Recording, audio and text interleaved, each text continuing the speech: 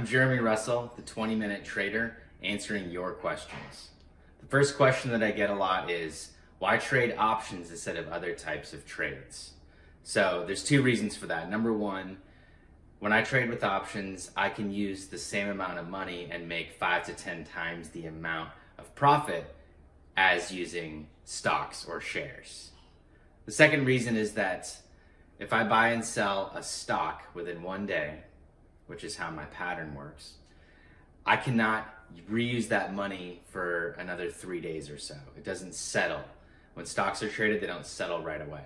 Whereas with options, I could buy and sell an option in one day, and then the very next day I can actually trade with the same money again. So those are the two reasons why I use options instead of stocks. Hope you found that helpful. If you want more information, go to 20mintrader.com.